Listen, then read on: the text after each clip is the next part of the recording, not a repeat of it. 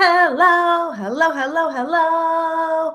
Welcome, welcome, welcome. We are live and you are watching an everyday English lesson right here on English Outside the Box. My name is Jennifer Nascimento and I'm the teacher at English Outside the Box. And this video, my website, we are going to help you learn everyday English. What is everyday English? Well, it's the English that you need to live comfortably every day in English, wherever you are. Maybe you work, maybe you go to school, maybe you live abroad, perhaps you love travel, and you just want to be more comfortable and confident when you do it. These lessons are going to help you speak more naturally, speak more fluently, and again, improve those everyday English skills. There's a lot that's a part of everyday English skills. You need to know grammar and vocabulary, idioms, phrasal verbs, and general speaking, right? A part of speaking is pronunciation. So today's lesson, if you've had a little peek at the title, is all about the schwa sound. The schwa sound. And because I'm from the United States, of course, we're going to be talking about American English pronunciation and American English pronunciation of the schwa. So I have already had a video lesson on the schwa before and a blog post about the schwa. So you can see somewhere up here on the top, if you're watching live or the replay, a white circle with an I in it. Move your mouse over the video and you'll see that I. You then will have the access to a link of the full lesson and video going into a lot of detail about the schwa in American English. But today we're going to talk about something a little different, and we're going to talk a little bit about accents and why accents and understanding different accents is really important. Even just knowing that different accents exist, even within the United States, will help you begin to understand more English and help you use more natural English as well. So today's video was inspired by an Instagram post that I posted yesterday. So I'm going to share my screen and show you that. You see right here, it was on Instagram. Let's zoom in. Bum, ba-da-bum. So you can see 4 generations. I waited almost a year to finally get this picture. So because I have an English learning channel on Instagram, I wanted to focus on pronunciation, and we wanted to identify the schwa sound. So in the word generation, how many schwa sounds do you hear? So we see a couple of answers here. 2, and we see a lot of compliments. So thanks for those compliments. But Anne Peviana said 2. Was she correct? Let me come back here. Was she correct by saying there were 2 schwa sounds in the word generation? This is where it's going to get a little tricky because she is half correct. Yes, sometimes in some accents, there are 2 schwa sounds. However, other times in the word generation, there are only one sound of the schwa. So what I want to share is also a tool that's going to help you with pronunciation and give you a tool that's going to begin to help you understand how to identify pronunciation and pronunciation patterns. And I've talked about this a lot on a lot of different videos because I absolutely love this website and this dictionary. So you know that Merriam-Webster, right? They have a learner's dictionary. Now, this learner's dictionary is made for English learners. So for you watching this video, so it's really important. But what I want to identify here is Dictionaries break down, meaning they tell you the different pronunciation and phonetic symbols. So it tells you exactly how to pronounce the word. And you can see that the schwa is indicated twice here. The schwa is this upside down E, the upside down E. So according to the Learner's Dictionary, there are two schwa sounds. And this is exactly why I said sometimes there are two schwa sounds. But let me explain. Okay, let me come back and let me explain it to you. As I say the word generation, what do you notice that's different about how I say it? Generation. So we hear that schwa sound there in the second E, generation, generation, generation. So if you're watching live, hi everybody. I see a lot of Brazil. Welcome.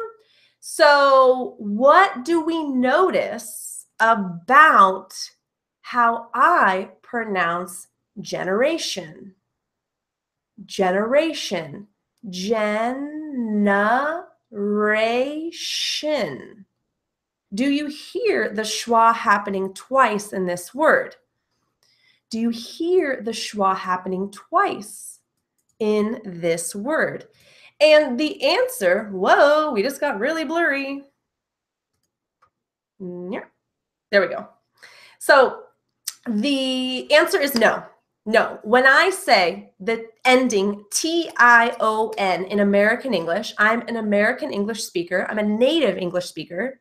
I'm an English teacher. I focus a lot on teaching pronunciation and teaching real pronunciation to my students and my conversation club members and to anyone that works with me on pronunciation training. And what I want to identify here is in the beginning of this video, we talked about recognizing different accents. So there are different accents even within the region of the United States. Now, the most obvious are going to be differences in the West Coast, like California, which is my accent, and the East Coast, like New York, or the South or states like Texas. There's different variations in accents, and those variations in accents are going to create some variation in words, in sounds, and in letter combinations. So when you practice this word, something like generation, it is correct if you pronounce the TION as an SHIN, like the word shin. Generation. And this is how my accent would produce this TION sound.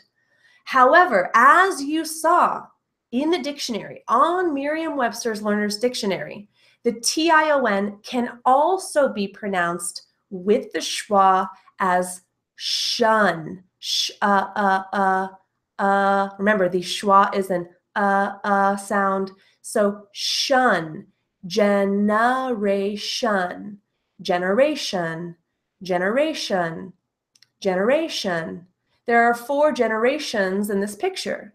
There are 4 generations in this picture. So notice again that the TION can be pronounced these 2 different ways, and both are correct.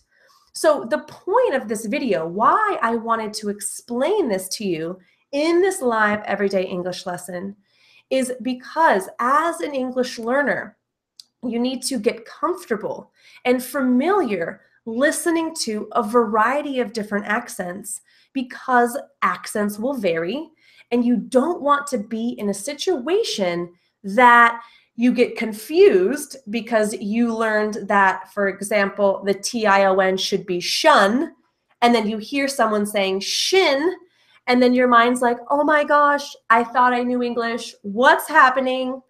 So this is going to help you hopefully avoid confusion or frustration in understanding more English speakers. And it will also help you understand how to use English more naturally. So a lot of students do ask which accent they should learn. You know, should they learn the British accent or the Australian accent? Should they learn an accent with a Texas drawl, like in saying y'all? Should they learn an accent with a California accent or maybe a New York? And the answer is going to be, it doesn't matter what accent you learn, but I recommend that you practice and review the accent that you need most. So this means if you work with an American company and you hear a lot of American accents, then you might want to stick with the American accent. If you can identify which region of the United States you work with, then it would definitely help you to review that regional accent as well. But again, you're going to be in situations if you travel or you work with English companies or in any situation that you may hear different accents. So it definitely is important to review more than just one. I have a little nose itch. So let's review a couple more words with the TION accent ending, the TION suffix, the TION ending, and review a couple of different sounds. Now, again, a reminder, if you click the link above this video, it's going to take you to another lesson for the SCHWA, and it's going to go into much, much more detail about how many different vowel sounds produce the SCHWA sound. So this video is not going to get into those details because you can watch it above wherever that circle is as you're watching. However, as a reminder, as a teaser, as a preview, if you've never watched that video, is the SCHWA sound can be represented by all of the vowels because the SCHWA is an unaccented vowel sound. So we gave the example. We started with the example generation, generation, and the second E in generation has the schwa sound. So we can see that example of the schwa being represented as an E, generation. However, we also have the word preparation, preparation. You need to do a lot of preparation to speak English fluently. Preparation. So the first A in preparation, preparation, is the schwa sound, preparation. But notice, I pronounce the TION as shin, preparation. However, you might also hear it preparation with the schwa.